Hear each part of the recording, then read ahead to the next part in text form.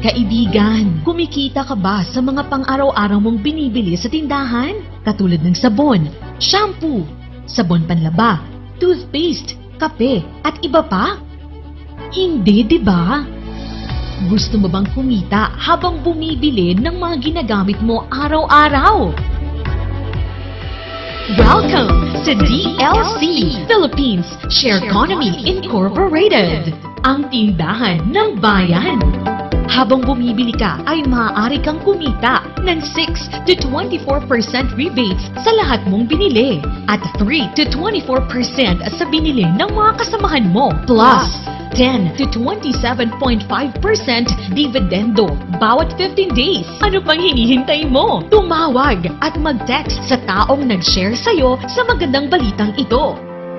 DLC Philippines Share Economy Incorporated, the company of the consumers, by the consumers, and for the consumers.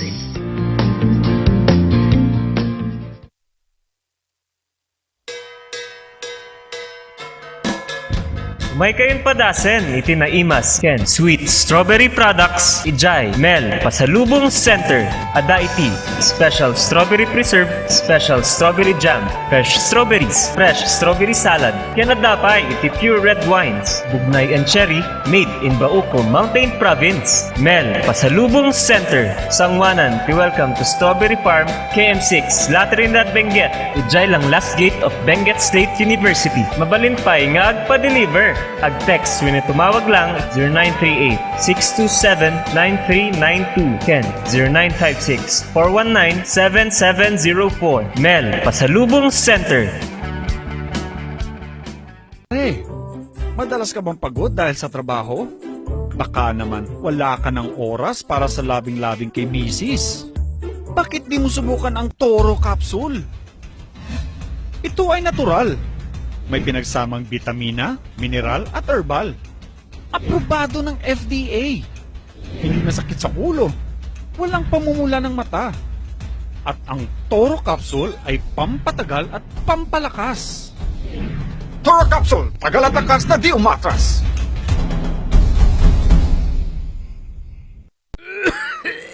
Dad, may RoboCuff tayo. Nak, mag-RoboCuff syrup na. RoboCuff! Sarap kasi! Orange flavor! Ano ba ito? Ang tigas ng ubo ko! Ma, RoboCuff kaagad. Dito sa bahay, basta't para sa ubo, lagi akong handa. RoboCuff kaagad. Sa ubong may plema, RoboCuff. Matigas na ubo, RoboCuff. Ubong may allergy, RoboCuff. Sa kahit anong klase ng ubo, RoboCuff na. Sa RoboCuff, talo ang ubo. RoboCuff. Sa unang simptomas ng ubo, mag-RoboCuff ka agad. Arrest the cough with RoboCuff. Nalaka, nga magatang ba ti masapul mo? Tara na sa Kurirang Enterprises. Dito matatagpuan ang kalidad, matibay at abot kayang presyo. Araw-araw ba namang sale dito sa Kurirang Enterprises? Meron silang cabinets, mga salamin, mga pang-opisinang upuan, tables, at marami pang iba.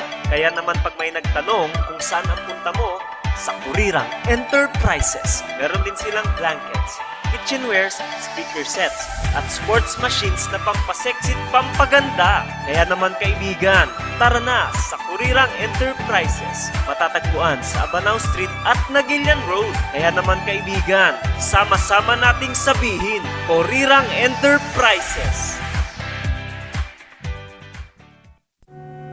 Sa panahon ngayon, dumadami na ang reasons to be stressed. Humihirap ang trabaho at lumalaki ang challenges. Kaya importante ang chill. Na kayang sabayan ang stress mo. Embassy Whiskey. Its smooth, oaky flavor helps you unwind after a long day. Kaya relax, slow down, and chill muna tayo. Embassy Whiskey. Imbag nga daw kakailians. At mga Car Ranger. Alam mo, si kaya na ngayong pandemya, kinakailangan nating mapangalagaan yung ating kalusugan naman. Indeed, sabi nga nila, health is wealth and we really need to protect ourselves. Ikaw ba, Kap, paano mo inaalagaan yung sarili mo? Alam mo, si Kena, itong ating Pau de Arco Herbal Capsule naman, napakabuti po naman ito para sa pangangalaga ng ating kalusugan. So, araw-araw tayong umiinom yan, lalo na sa pagharap sa ating programa. Ito yung iniinom natin para may parating natin ng mas maganda ang ating programa sa ating mga kababayan. Parehas pala tayo, Kap. Yan din yung gamit ko. Tunay nga na quality products ang offer ng Aldrich Corporation.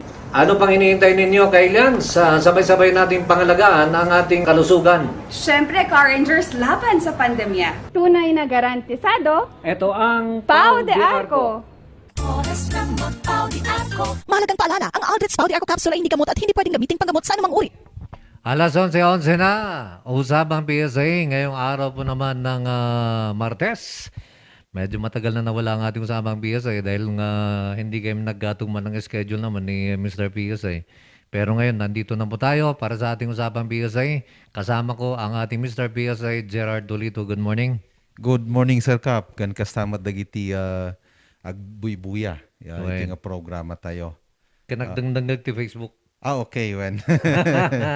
Baka nakabati lang di phone din. Nakabati lang di phone, dagdangdangag ka lang. So naimbag nga agsapat tayo amin.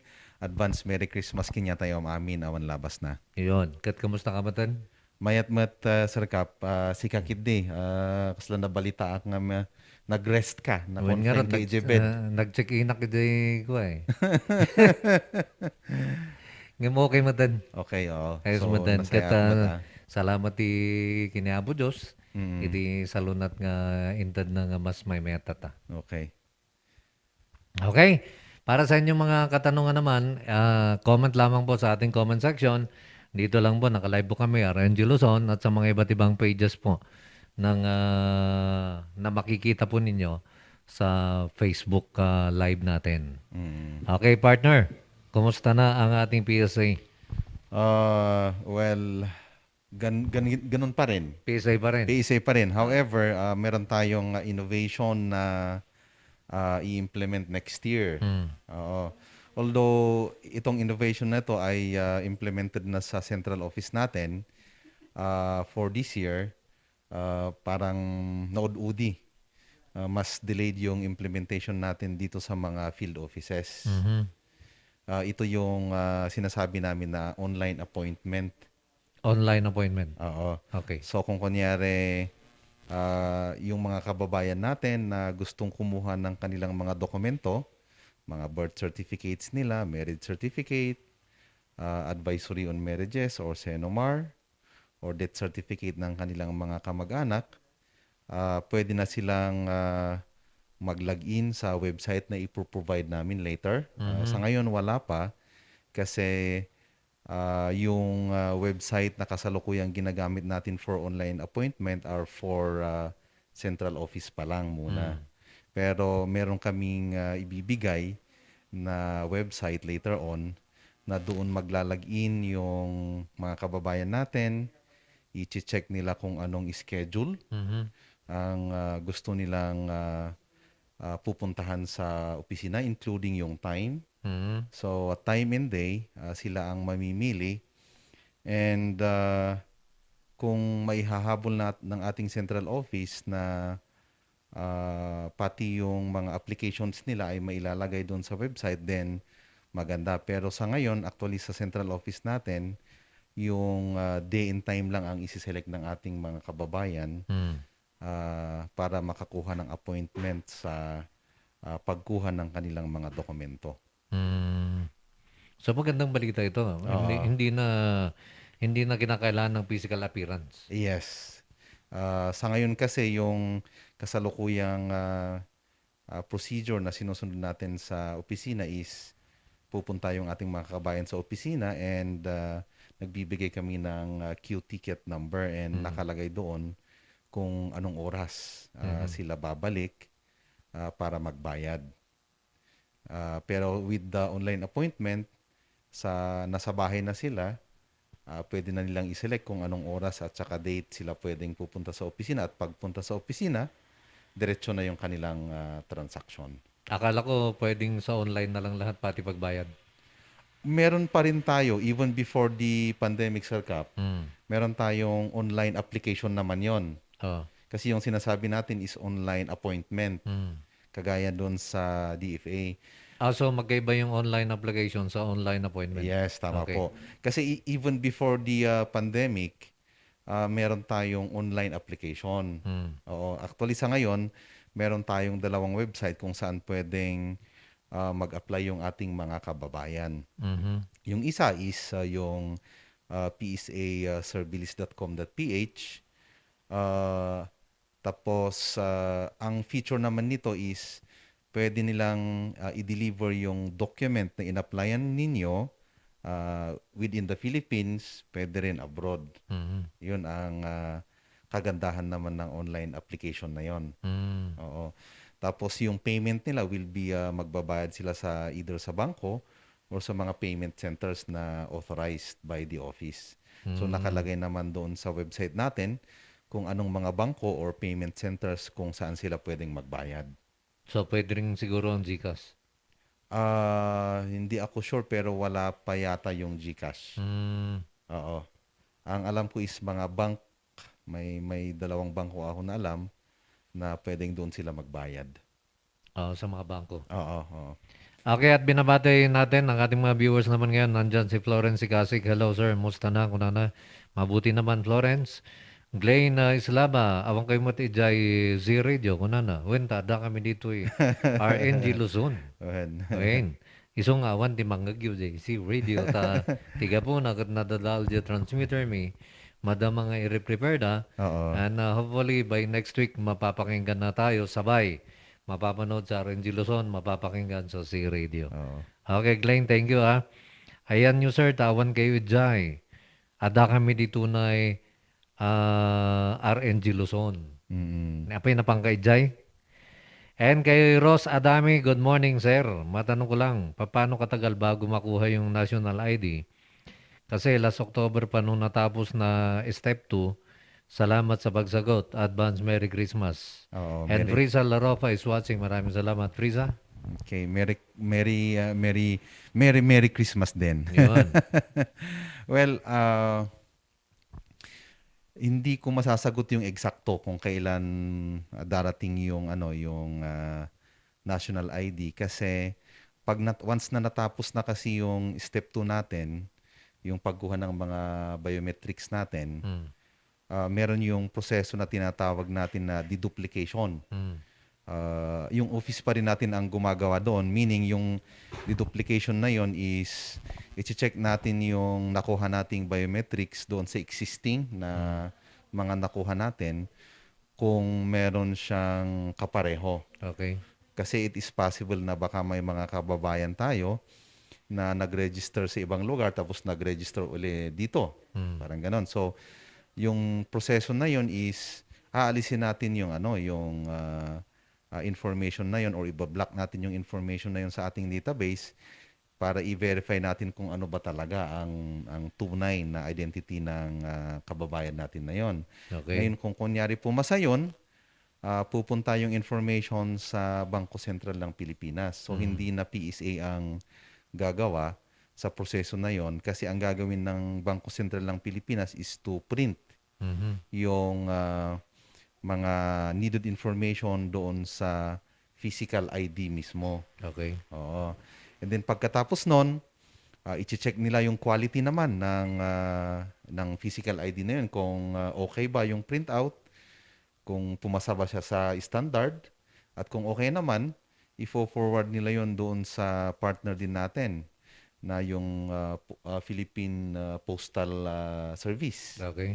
Kasi ang role naman ng post office is to deliver yung national ID doon mismo sa address ng kababayan natin. So, yun, hindi ko talaga masasagot kung ano yung definite or eksakto na petsa kung kailan madi-deliver yung kanyang national ID. Okay. At kunanan ni Florence, when mapanda kayo kung makita ni Jai sir, nga mawang kayo gayam, kunanan, when awang kami, tada kami dito At yung ating usapang legal calendar, tapos na po yan. So magmula bukas po, pwede na po kayong pumasyal sa ating Z-Radio at makakakuha po kayo ng ating usapang legal calendar. Available na rin yan mamayang gabi sa Wild West Cafe. At saan pa ba available ito? Magdi-distribute kami sa mga iba't ibang tindahan para maging available din. Titingnan namin. Bukas ipapaalam namin sa inyo kung saan nyo makukuha o mahihingi yung ating usapang legal na kalendaryo. Okay, partner. So, balik tayo doon sa online application. Okay. Kailan nag-umpisa nito? Yung online appointment. So, Online appointment pala. Yung online appointment is actually nakapilot yung mga ibang field offices by December 20. Pero hindi kami nag-volunteer to become a pilot in the implementation of the online appointment kasi medyo hectic yung schedule namin ngayong December. Okay. So ang target ng ating opisina is by January, lahat ng mga outlets entire the Philippines ay i-implement natin yung online appointment. By January? Yes, Sir Kap. By January. Okay. Ulitin natin, i-review natin yung online appointment. Una, pupunta ka doon sa website na ibibigay nyo sa January, ano? Oo. Pagkatapos, kapag ikaw ay nasa website na, mag-a-apply ka na doon. Hindi, pipiliin lang kung anong petsa at oras ang gusto niyang schedule na pagpunta sa sa opisina. Okay. So pagka napili niya yung kanyang schedule, Oo. yung oras at saka yung araw, meron bang reply kung yun pwede? Yes. Kasi makita niya mismo doon sa screen niya kung ano yung mga oras at saka petsa na available. Nando doon. Nandun na kaagad. So hindi po pwedeng according sa iyong gusto. Yes, kasi kung kasi kung kunyari ang gusto niya is 8 to 8:30 December 24. Pero napuno na yung slot na yon, kailang mamili siya ng ibang oras. Maganap siya. Oo, maganap siya kasi hindi naman namin pwedeng i-overload yung isang period kasi hindi rin namin kakayanin na i-serve yung mga kababayan natin kung kunyari ang capacity namin from 8 to 8:30 is let's say 30 na clients, hindi namin pwedeng sobrahan yun ng sabihin natin na 40, gano'n. Okay. Kapag nakabili na yung ating kliyente, anong susunod? Ang susunod doon is meron siyang marireceive na QR code. Oo. And then yun ang, siyempre isi-save niya yun, pwedeng sa smartphone niya, and then yun ang ipapakita niya doon sa opisina pagpunta niya doon. Oo. And then, dapat kung sino ang nag-apply or pumili or kung ano ang pangalan na nilagay nila doon sa website na siyang pupunta sa opisina, yun talaga ang pupunta on the day and time na pagdating ng schedule nila sa opisina. Hindi nila pwedeng ipasa yun sa ibang tao. Kasi iniiwasan natin yung instance na actually nangyari na ito sa na-observe na nila ito sa central office na may mga ibang tao na since alam na marunong silang mag-serve sa internet, di ba? Kuha sila ng appointment. And then yun pala, binebenta nila sa ibang tao. Yun ang iniiwasan natin. So hindi pwede yun. Oo, kaya dapat kung sino ang kumuha ng appointment sa oras at saka petsa na yon, siya mismo ang pwedeng pupunta lang sa opisina. Okay. Paano ito, Gerard, kung hindi siya nakarating doon sa appointment niya? Kung hindi, pwede ba siyang magpa-reappoint? Yes. Merong provision ang system na hanggat hindi, kunyari, naglalapse yung date na i-close natin yung schedule for that particular day. For example, ang schedule for tomorrow, i-close natin by 5 p.m. today. Ganon. So hanggat hindi natin na-reach yung 5 p.m. na yon, pwede siyang magpa-reschedule. Pwede niyang palitan yung kanyang schedule. Pero once na beyond, let's say 5 p.m., yung oras na, hindi na niya pwedeng magalaw yung kanyang schedule. At kung hindi siya nakapunta sa opisina, then hindi na kami pwedeng magdagdag ng hindi na kami pwedeng tumanggap pa ng parang additional na mag-a-appoint doon sa date at saka oras na yon. Okay. So kung halimbawa ako nagpa-appoint ako tapos hindi ako nakarating, maggagawa ulit ako ng ibang appointment na Yes. kung saan baka doon ako makarating. Yes, oo.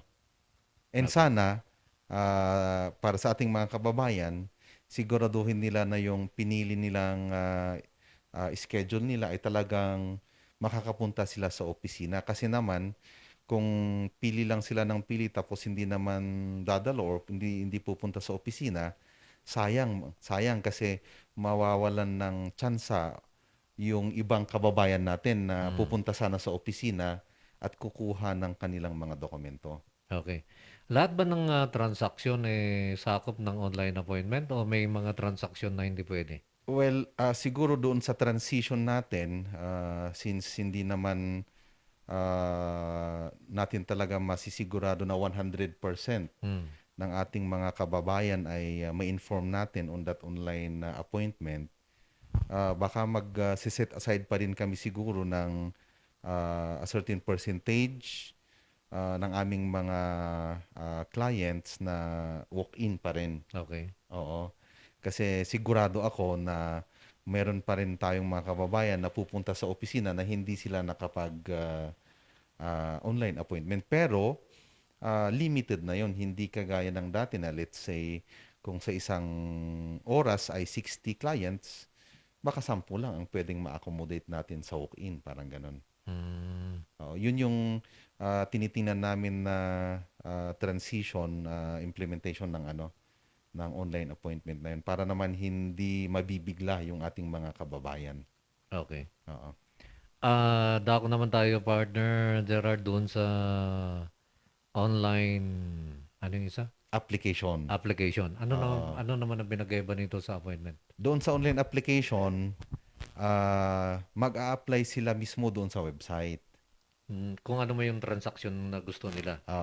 Okay. So, i-fill out nila yung form and then meron silang marireceive na reference number at yun ang gagamitin nila doon sa pagbayad nila sa bangko. Okay. And then, after which, yung transaction nila will be processed by our central office. Okay. So, centralized yun. Hindi kami sa field ang magpa-process ng kanilang transaksyon.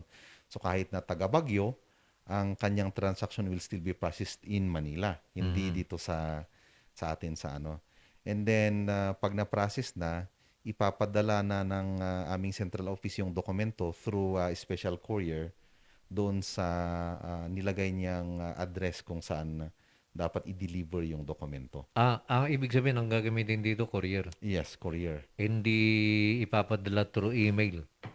Oo, kasi yung document mismo ang marireceive ng ating kababayan. Hindi lang image, kundi yung dokumento mismo na nakaprint sa security paper. Okay. Gano'n naman kaya katagal ito pag gano'n? Oo. Sa ngayon is kung sa abroad, nung last time na nag-check ako sa website is around 6 to 8 weeks. Oo, kung sa abroad ang delivery. Pero kung dito naman kung within NCR, mas mabilis yon, mga within a week. Pero kung outside NCR, I believe aabot yun ng 6 to 8 days. Working days yon. 6 to 8 working days, Yes. matatanggap na nila through courier. Oo. Paano man, Gerard, kung yung ating mga kababayan na nasa overseas, pwede ba sila dito sa online online na transaction? Sa online application. Online application? Yes. Oo, pwede yun. Yung na-mention ko kanina na website, yung psaservice.com.ph, yung mga kababayan natin abroad, pwede silang mag-apply doon. And pwedeng ma-deliver yung dokumento sa lugar nila kung saan sila presently residing abroad. Kung halimbawa, nasa Hong Kong, madi-deliver sa kanila. Tama po, Sir Cap. Kung nasa Amerika, ganun din. Yes. Sigurado mas matagal to. Yes, weeks.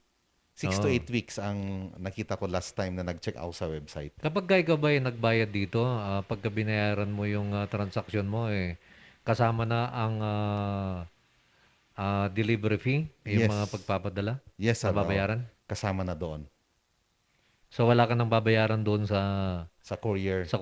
yes, wala na. So, Okay. i-receive na lang nila yung kanilang dokumento. At binabati natin Gerard Winter Gayo is watching. Good morning, Idol Kap, Idol Gerard Kunana. And kay Ma'am Emelda Ursua, good morning po. May tanong siya rito, may bayad po ba ang late registration sa birth certificate? Late registration. Okay. Well, yung sinasabi natin previously, Sir Cap, is libre dapat yung late registration. Pero lately, may lumabas kasi na joint memorandum circular ang PEC at saka Department of Interior and Local Government, and nag-set sila ng parang maximum na parang fee for delayed registration in the Okay. amount of 200 pesos. Mhm. So as to its implementation, wala pa. Hindi ko pa alam kung nakuha na or na-disseminate na at nabigyan na ng DILG ang ating mga LGUs as to the implementation of that joint memorandum circular. So, pero ang masasabi ko, may mga ibang LGUs or municipalities na meron nga silang local ordinance as to the payment of late registration. Pero may mga iba naman na wala. So, hindi pare-pareho. Hindi pare-parehas. Oo. But with that joint memorandum circular na sinasabi ko, kung na-inform na yung ating mga LGUs, then it should be maximum of 200 pesos. Yun. Okay, para sa ating mga online, ano yung sa ating online application? Paano sila mag-apply doon? Ano yung pupuntahan nila? Well, sa online application, psaservilis.com.ph. PSA Servilis. Oo. Anong spelling nung, sir?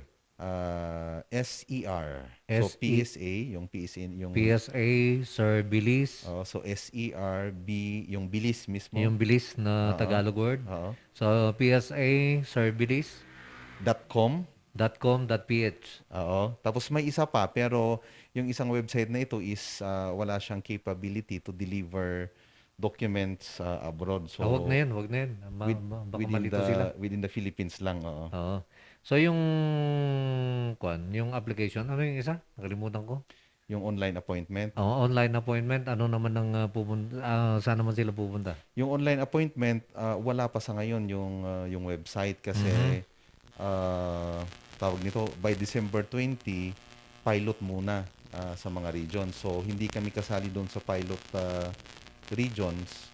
So, we will announce at a later date yung website para doon sa online appointment. Okay. So, ang ating oras alas 11:34 na at ang bahaging yan, hatid po naman sa atin ng ating Embassy Whiskey Chill muna tayo. Andyan din ang ating St. Joseph Driving School. The best way to start your driving and ultimate partner and safe driving. Para sa mga inquiries, text o tawagan ang ating magandang manager, Miss Julie Sakilaan, sa kanyang telepono 0930-262-2600 o di kaya sa 0970-711-4551. Andyan din ang ating kurirang merchandise kung saan nakasale po ngayon ang kanilang mga kumot, ang mga blanket. Pasyalan po sila dyan sa may Abanao Branch. Nakasale din po ang ating sports equipment dyan sa may Nagilian Branch. So, nandyan din ang ating mga furnitures, ang ating mga doors, ang ating mga iba't ibang mga appliances dyan sa kurirang merchandise. Ito po ay located naman Nagilian Road at Abanao Street. Andyan din ang ating Increase powdered foliar fertilizer. Magandang gamitin po ito para sa ating mga farmers. Lalago ang inyong kita at gaganda ang inyong mga pananim o ang inyong mga mula.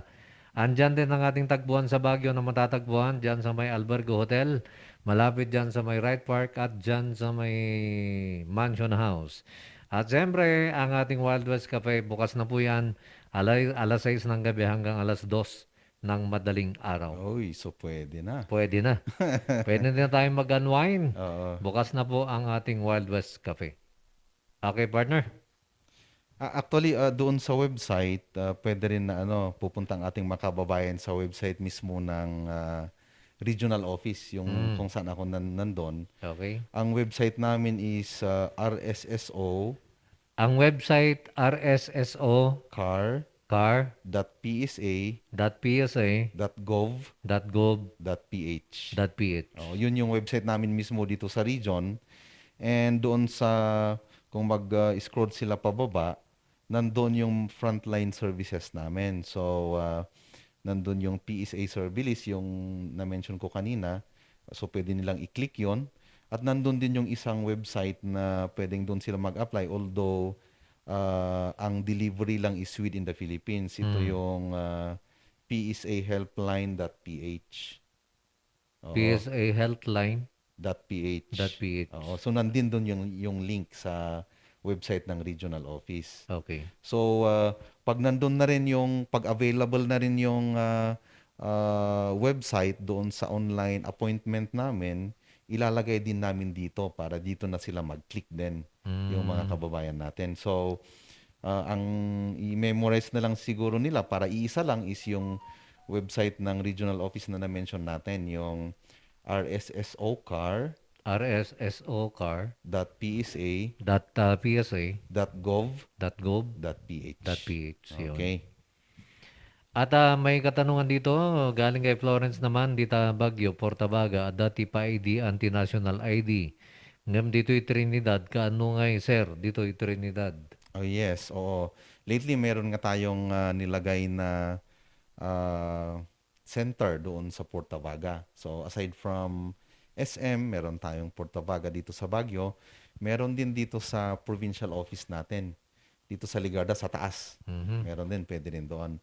Now, doon sa mga other municipalities, sad to say na inaantay pa rin natin hanggang ngayon yung software na i-install natin doon sa mga equipment. Kasi meron na. Okay. Dumating na actually yung mga equipment natin.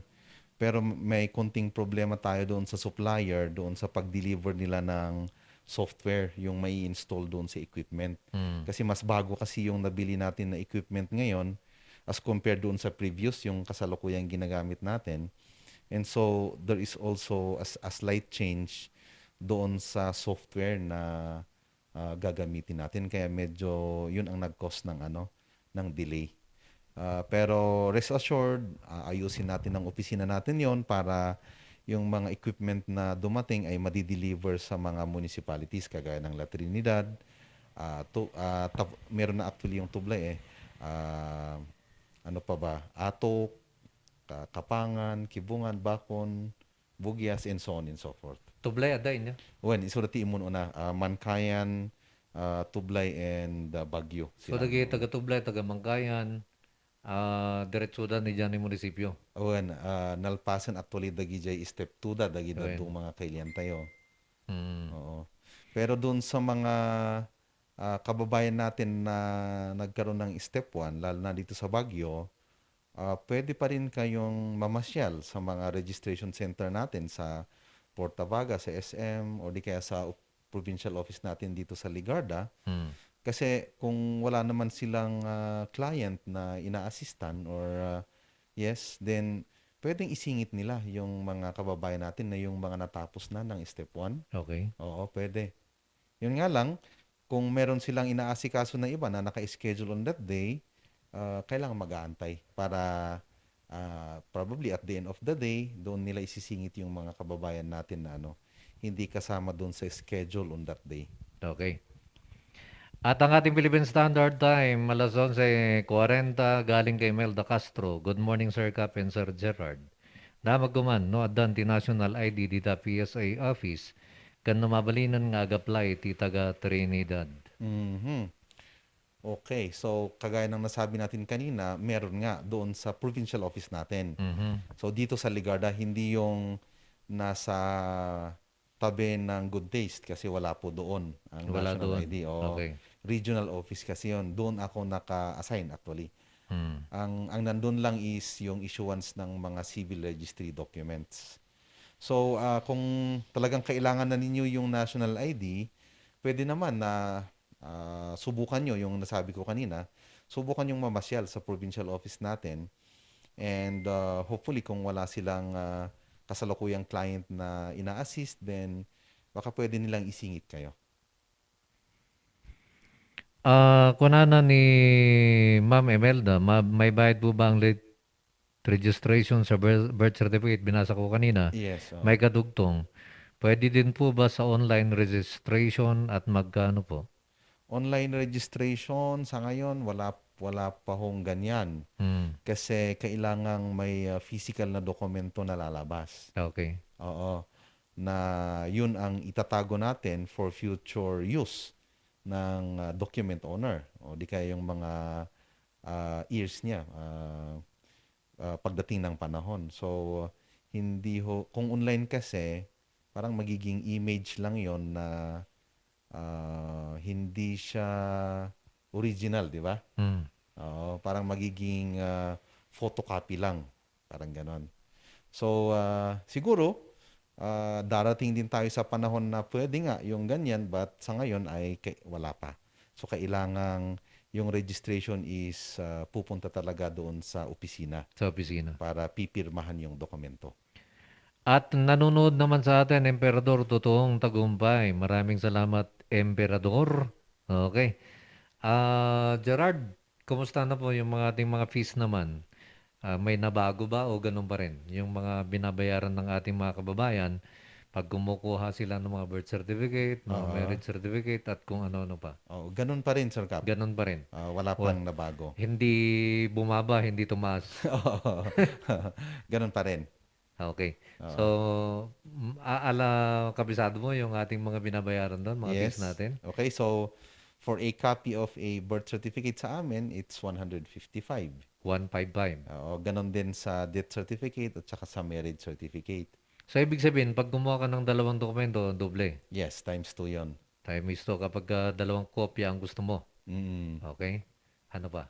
So, sa Senomar naman or sa Advisory on Marriages, mas mahal yon, 210 per copy. Ang Senomar? Yes. Okay. Yun yung sinasabi ng mga ibang opisina na certificate of singleness. Although hindi namin sasabihin na ganon kasi yung basis namin sa pag-issue ng certification na yon na wala siyang marriage is ang sinasabi namin doon is wala kaming nakikita na record of marriage yung tao na yon. However, it is still possible na married siya kasi meron siyang itinatago na marriage niya. Pwedeng hindi niya ni-register, pwedeng na-register pero hindi kami nabigyan ng kopya, pwedeng ganon. May mga ganon na cases. Pwede. Okay. Sige. Oo. Kasi yung una na case na na-mention ko na married yung isang tao pero hindi ni-register, hindi ibig sabihin na invalid yung kanyang marriage. Provided na na-satisfy niya yung requirement ng marriage. So, nag-comply siya ng mga requirements for the application of marriage license and nagkaroon ng celebration of marriage. Pero hindi nga lang na-register yung kanyang marriage. Yung non-registration ay hindi ibig sabihin ay walang visa yung kanyang marriage. Okay. So, kung nakapag-issue kami ng Senomar, hindi ibig sabihin na ang isang tao ay 100% na wala talagang marriage. So, depende talaga sa tao kung sasabihin niya yung totoo o hindi. Dito sa Senomar na dokumento, pwede bang kunin ito ng mga ibang tao? Halimbawa, ikaw, ako, pwede bang kumuha ang ibang tao ng Senomar na hindi natin alam? Oo. Sa ngayon ay sabihin na natin na naging isa na lang ang procedure na sinusundan namin doon sa pag-issue ng mga dokumento sa opisina. Kasi previously, ang medyo iniistriktuhan natin is yung issuance ng birth certificate. Okay. Oo. Yes, noon, sabihin natin na kahit na ibang tao, pwedeng kukuha ng Senomar ng ibang tao na kahit na walang pahintulot.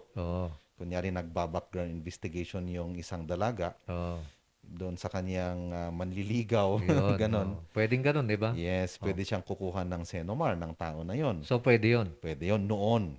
Noon yun. Noon yon. Okay. Pero ngayon, kasi meron na kasi tayong tinatawag na Data Privacy Act.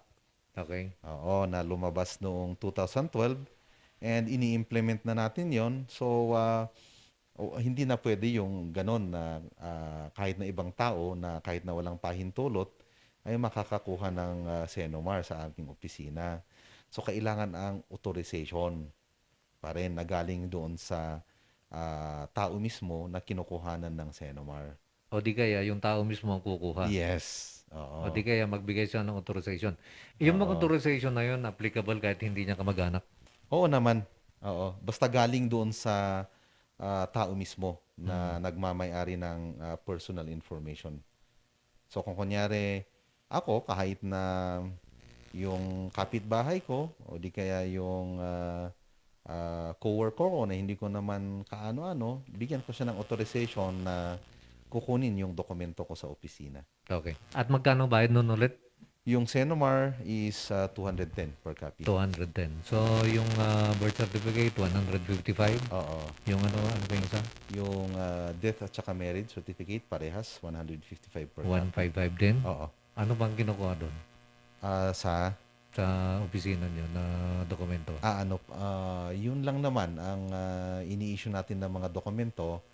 May isa pero tinatawag natin ito na authentication.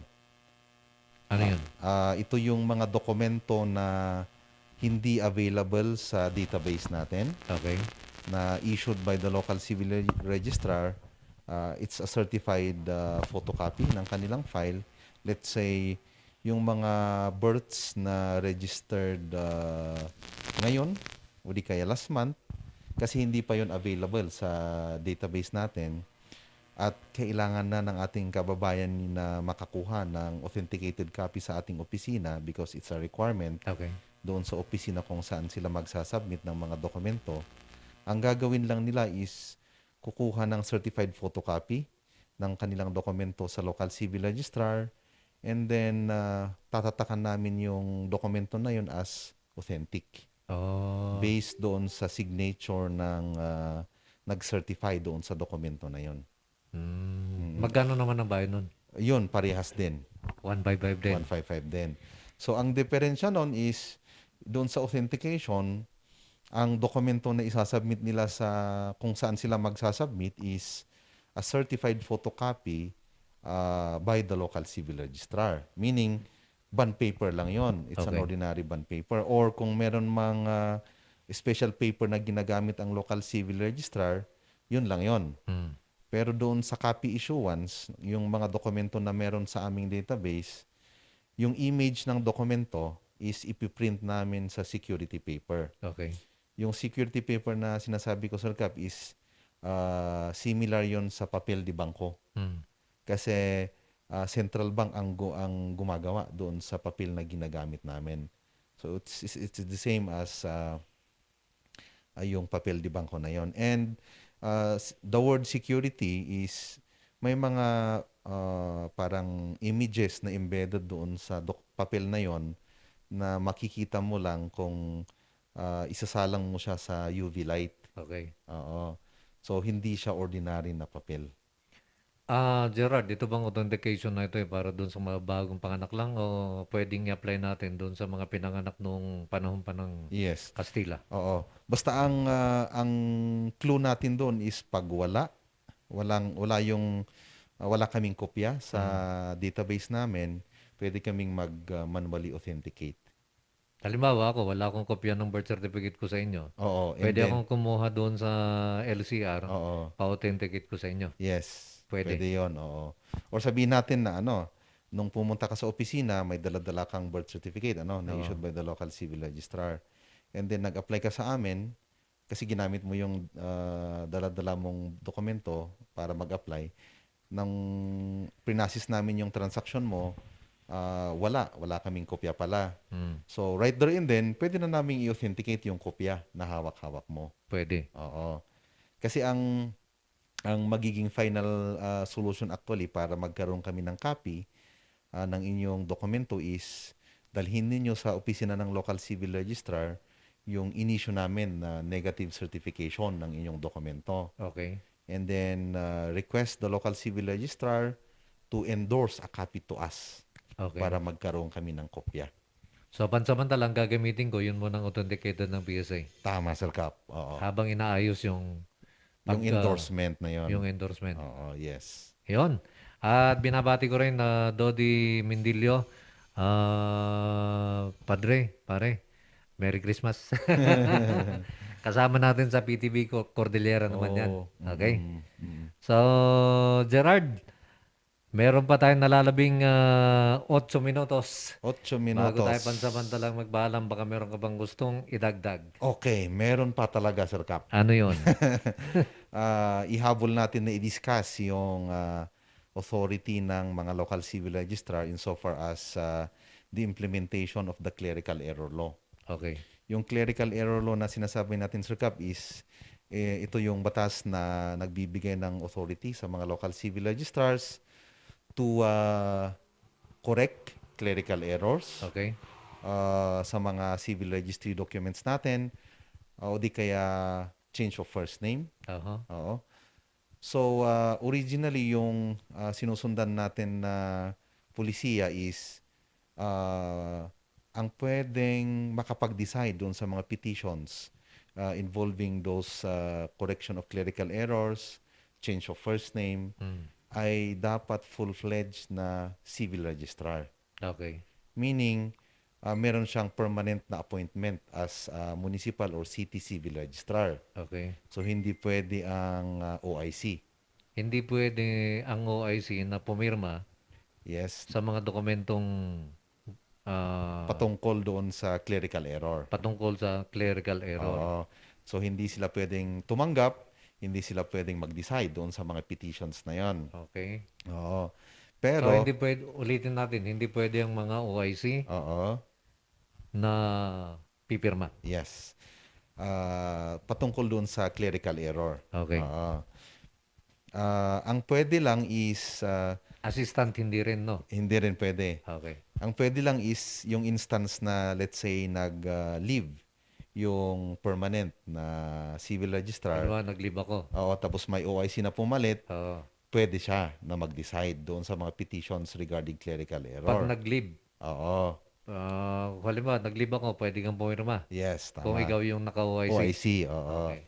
Kasi ang kinoconsider natin noon is meron namang permanent na registrar doon Okay. sa isang LGU na yon. Pero kung OIC lang siya, Na walang permanent, walang permanent, Yun ang wala hindi pwede. namang nag-leave, oo. hindi siya pa pwede hanggat hindi siya ma-regular. Yes. Okay. Yeah, hanggat hindi siya ma-appoint as a permanent civil registrar. Hanggat hindi siya ma-permanente. Oo. Yun ang ini-implement natin since 2001. Mhm. Oo. Pero sa ngayon, may lumabas na opinion kasi ang Department of Justice na nag-define doon sa functions ng mga local civil registrars pertaining to the clerical error law as ministerial only. Okay. Dinefine nila na yung function naman ng local civil registrar doon sa clerical error law na yan is ministerial. Okay. So, ibig sabihin, yung OIC pwede. Pwede. Oo. Dahil ministerial lang. Oo, dahil ministerial lang. So sa ngayon, may lumabas na guideline ang Civil Registrar General na nagsasabi na kahit na OIC ang isang tao doon sa local civil registry office at walang permanent na civil registrar, pwede pa rin siyang tumanggap at mag-decide sa mga petitions involving clerical error law. Na kahit hindi siya permanent. Yes, Kahit, tama. kahit OIC siya. Oo, at kahit na walang permanent sa munisipyo or city na yon na Okay. civil registrar, So sa ngayon pwede na. pwede na. Oo. Yung kanina na binanggit natin, hindi pwede noon. Yes, oo. So ngayon pwede na yung OIC kahit na hindi siya permanent Oo. na magpirma. Magpirma, mag-receive, mag-decide doon sa mga petitions na yon patungkol sa clerical error law. Okay. So yun ang bagong issuance ng Civil Registrar General.